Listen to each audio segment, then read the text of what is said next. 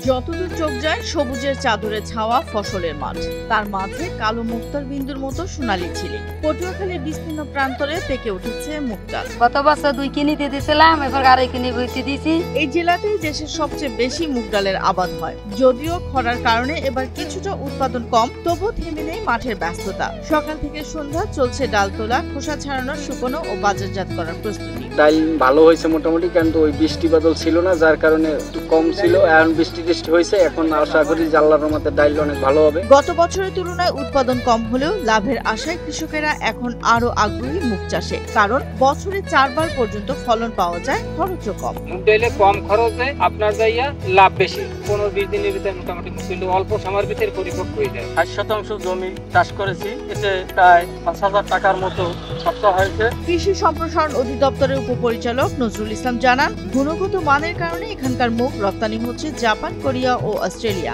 এই সোনালী ডালই বদলে দিতে পারে কৃষকের ভাগ্য। আমাদের মুগ ডালের গুণগত মান অত্যন্ত ভালো। এখান থেকে মুগ ডাল দেশীয় চাহিদা মেটানোর পরেও আন্তর্জাতিক বাজারে জাপান, কোরিয়া এবং অস্ট্রেলিয়াতে রপ্তানি হয়ে থাকে। কৃষি বিভাগের তথ্য মতে এবছর জেলায় মুগ ডালের চাষ হয়েছে 88,375 হেক্টরে, যা গত বছরের তুলনায় 3,375 হেক্টর বেশি। লক্ষ্যমাত্রা ধরা হয়েছে 1,11,114 মেট্রিক টন। 350 হেক্টর জমিতে মুগ ডালের আবাদ হয়েছে, যেটি গত বছর ছিল 85,000 হেক্টর। এবছর 3,350 হেক্টর জমিতে বেশি আবাদ হয়েছে। মাঠে ফসলের অবস্থাও খুবই ভালো, অত্যন্ত চমৎকার। আবহাওয়া অনুকূলে ছিল।